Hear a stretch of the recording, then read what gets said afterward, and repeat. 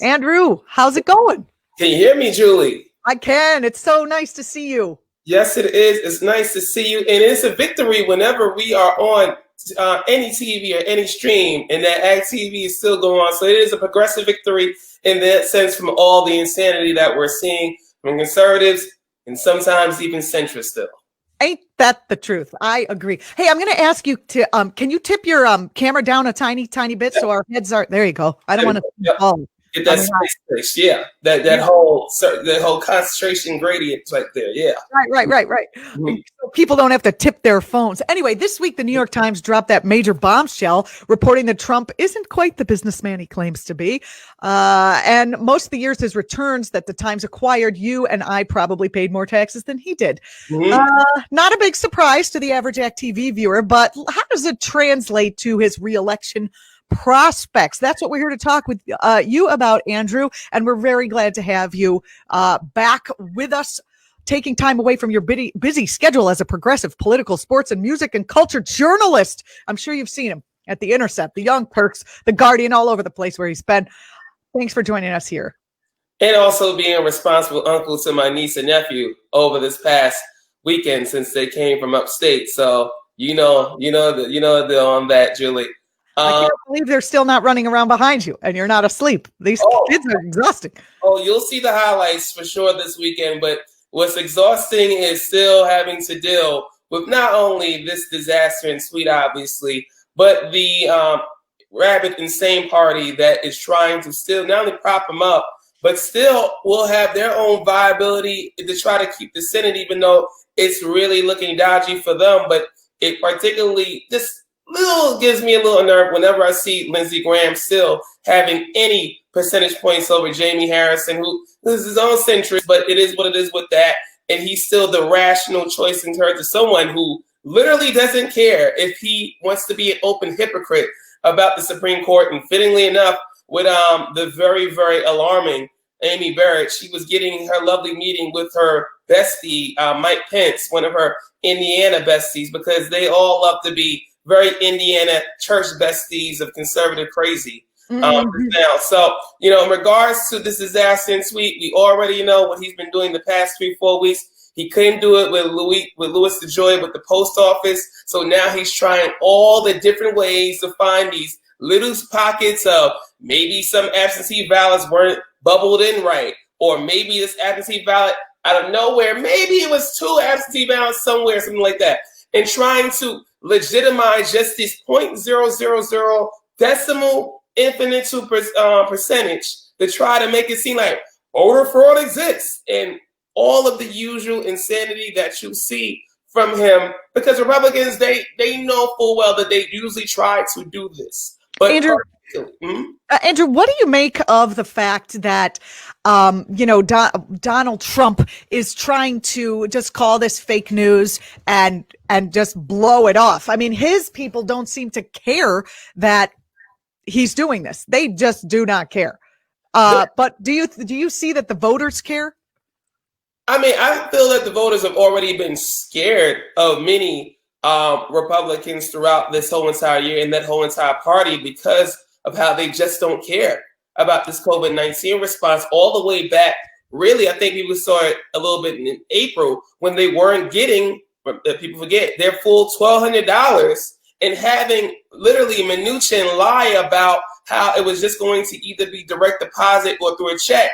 And then suddenly people are getting these debit cards, and including personally speaking, my parents, and wondering what the hell is going on here. So I think a lot of voters, particularly the ones that usually vote, we'll get into our raw numbers in terms of Democrats, that all Democrats vote. If people vote collectively, there are more Democrats than there are Republicans. We'll get into that in a second. But for those in the suburbs, those swing state ones, those ones who still somehow led white people to vote for Trump over competent Hillary 4 years ago, regardless. Yeah, thanks for nothing. Time to shame. Exactly. In the swing states, those people, now those in the suburbs, they're feeling really petrified. They're looking at themselves like, why did we even think about going down this route? Did we really base our whole entire voting for this disaster in Sweet on just certain emails and James Comey saying what he said, and him not being clear, and preach, Julie. So I think they are already in terms. That's why he's so concerned, because already that segment of the voter he's lost. All that fear mongering he was doing about the suburbs, about, oh, they're going to come to your suburbs, and if the Democrats take over again, in terms of all of us black people and all of these things, that's already been swept aside. So all the tricks that they're doing, and now using Giuliani and Chris Christie for the debate prep, along with Kelly. Oh my God! All right. Wait, hold on. I did not know about that. So let's get into that in a second. But the reason that people in the suburbs are turning on Trump is, I think, related to his promise to do away with Medicare. People in the suburbs like letting their parents live in their own house, having health care. They don't necessarily like being poverty stricken, having their parents move in with them, or having to move in with your own kid, or whatever you're going to have to do if there's no Medicare. It's just crazy. And also, I think I'd like to hear your opinion about this. I think people are waking up to the fact that he's not just saying stuff. He's like, when you're in an abusive relationship and the guy's really nuts. First he says like, oh, if you keep cooking this bad roast, I'm going to burn this house down. And you're like, and then you find the fucking matches and you're like, and then you're like, oh my God, the guy bought a fucking blowtorch and it smells like gas. At what point you got to say, okay, the guy's nuts. Let's get the hell out of the house. I hope that we're at this point. Your thoughts? I think we've long past that point because of COVID, and then everything with BLM revitalizing again, at least on a national and global level, right after George Floyd. I think there are a lot of people that truly have reached that Rubicon moment where they can't ignore him anymore. People are literally still losing their jobs or can't get the necessarily pay to be able to earn their small business back, to be able to send their kids without any trepidation. Even those who want to send their kids back, they are and the ones that want to send their kids back that support this disaster and tweet still, they have to still face the facts of, well, now we have the CDC and Deborah Bricks trying to lower down the whole concerns about sending children back to public school. And the reason why is because they know full well that they don't have money coming from this disaster and tweet from Mitch McConnell, that's who I call him, and all the nutcase Senate Republicans, and just Republican nuttiness in general, from the Sinclairs of the world, the OANs of the world, the fixed propaganda nuts of the world, and even those at Fox now. That's why Chris Wallace in this debate tonight, he'll have the little annoying questions here and there. Chris fucking Wallace. Why Chris Wallace? He's so... Oh, sorry. Let's transition. You did it for me to the presidential debate. Why Chris Wallace? It seems wrong. I'll tell you why. Because he's for Fox, and they're gonna say themselves, "All right, we're gonna put the most favorable person for him." But even Chris Wallace knows this man is nuts and psycho, and that he needs to go. So we're gonna try to give him the most favorable person, and this is why I said to. That's interesting, Andrew. That's really. No, I'm sorry to cut you off there, but that is just really an interesting point you're making. The reason they chose Chris Wallace is because if Trump because everyone's going to say, oh, Fox News, he's going to be favorable to Trump. So if Biden wins or if Biden comes out looking good, even though Chris Wallace is the host, that I think that might go like a long way for even the Fox News people. And the Fox News fucking people, they see the writing on the wall. They are not going to be able, am I wrong? They're not going to be able to hold up their enormous business model if Trump keeps really destroying the economy. That's right, Julie. And that's why you've already saw those combative interviews with Chris Wallace and these dumb administration officials.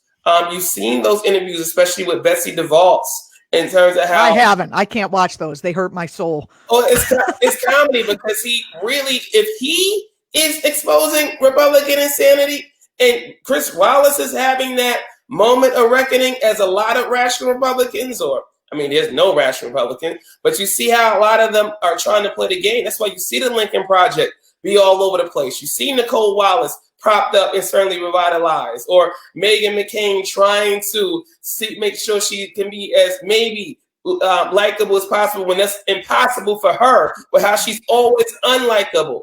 But they know that if we're going to put our prominent Republicans who are supposedly rational to enough suburban voters who are casual voters, and we'll say to them that if they view him as insane, then who doesn't view him as insane, who aligns with him economically, who aren't giving back their tax cuts that they received under him, but they say to themselves, oh my goodness, he's really destroying the middle completely, and now we can't get away with it. Now people are actively saying it and showing how they're trying to get away with it. So these are things that they know. When you have Chris Wallace put in there, and these debate commissions, centrist media, they know full well they would never have you want to moderate debate or me to moderate. Very disappointed. Or even I wasn't called. Or even someone like Rachel Maddow, she makes $7 million a year, but she's clearly smarter than all the Sunday crap show hosts. So you mean to tell me you couldn't put her even on there for that? They only went. That's interesting. I know she was on the Democratic. She did some of the debates for the Democratic when the Democrats were fighting each other, the primaries, but not this. Yeah, it's just the fact that you see, and a lot of casual voters, they're not able to see through the lines like how we're covering it from a normal basis, and also knowing some of those people personally, so we are able to see what they're trying to do. And with these commission debates, Kristen Welker, she's going to be doing one, and I forgot who's the third person going to be, but this is supposed to be the favorable person to this disaster and sweep. But he's going to mention the tax returns tonight. He's going to mention the COVID, not only incompetence, as Kamala Harris can constantly say, like 4 years overall about him, but also the fact that how he just is someone that is killing Americans, really. I hope that this works. I mean, we had some of my family members in a conversation the other day, and they're just brainwashed. Yeah. They're just absolutely brainwashed by Fox News. So it's almost like we need Fox News to recognize that their own bottom line is, at risk here in order to kind of pull some people back to the center to stabilize things. We were talking about this the other day where it's a little off topic. We were talking with Dean. Dean Baker. Yes, thank you. Dean Baker was on yesterday. Was it yesterday? It's only Tuesday. Oh my God. Time flies. And I encourage anyone who's watching this to go back and watch that. We spoke about vaccines and how the vaccine for COVID, when it comes out, it will likely make, because of the policies and the intellectual property policies that the Trump administration has done, and the nationalism around vaccines, not wanting to share information because they want some corporation here in the States to make bank when they start being able to sell it. So, Fox News, who is the propaganda arm here, is going to have to start being like, wait a minute, this really is a pandemic. It's not the flu. Oh my goodness. Everyone get a vaccine, because they're going to have to get on board to sell the vaccines. Yep. As always with, centrists, even the extreme conservatives who are all about the market, who are all about their profit, who just will prioritize that even in a pandemic and just censor on that instead of just, maybe we should just make sure that everyone gets this vaccine for free because we're trying to make sure a pandemic doesn't continue to break out in our country with how we've handled this the worst. Under conservative policy and under the policy of private business, as you just mentioned in your headlines or low. I mean, they could say that everyone gets it for free, but it's not going to be free. The taxpayers are going to pay the corporation, so it's just going to be kind of another, way to launder money into pharmaceutical corporations through your body, because that's fine. Unless we really made wealthy people pay their share, as we did under Eisenhower. As we were so happy, that's why we have an interstate highway. And remember, people, Eisenhower, who still had his issues with racism towards Black people, and also was a Republican, that was still sensible under him.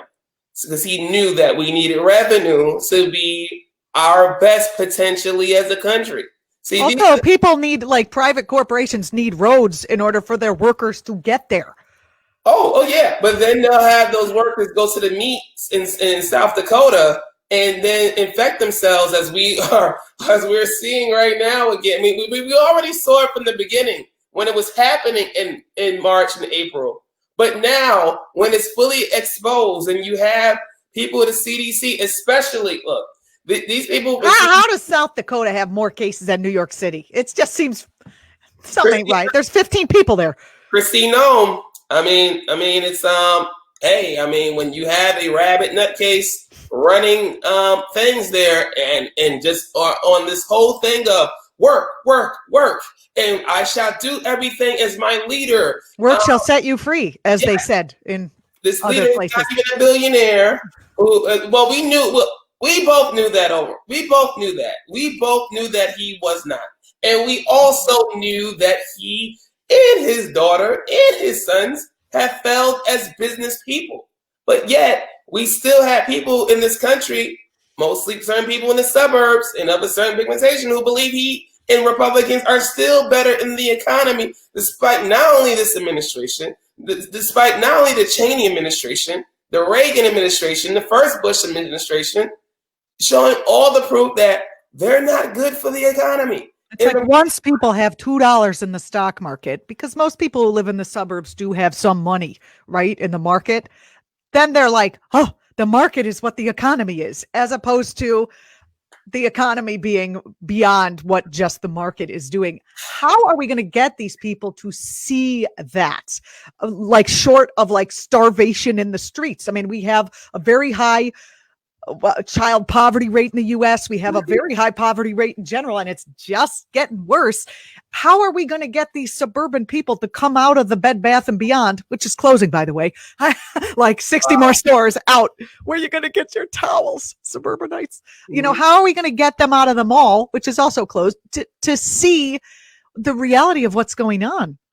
If they can't see it from this year, Julie, then it is vital when a Biden-Harris administration begins, and for those that are in like the Bernie Sanders, Nina Turner type lane overall, and how, by the way, I still feel 2024 primary. First, we just got to get these disastrous, not only him, but a lot of Republicans, they just got to go. They got to go. I hope people can see crystal clear that there's only one functional party, as there has always been the case for a while in this country, and that this other party, and this is the key, is telling those who are not wealthy, selfish, a-hole Republicans, those who know that they rely on Medicare and still Medicaid and Social Security, who are not rich, but continue to vote against their interests just because maybe they don't like the country, centering some Black people for the first time here and there. Or maybe they just don't like the fact that certain things about history that they didn't know is getting regurgitated. And now they feel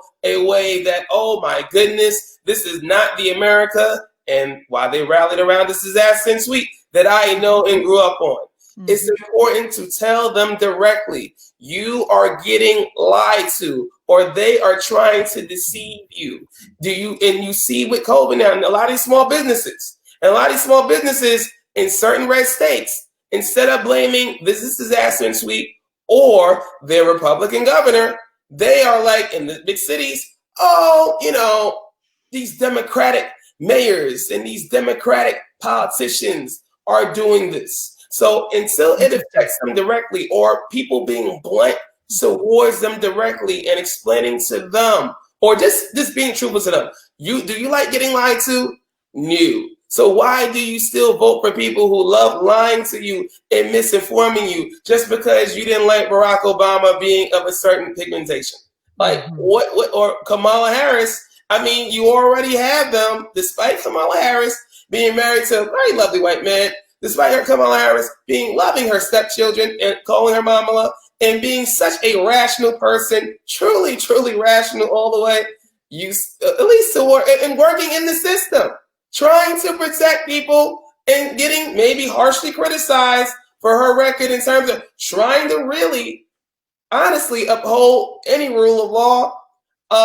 You still have those people that saying angry Black women in this disaster, and we saying, well, we can have a woman president, but it can't be Kamala.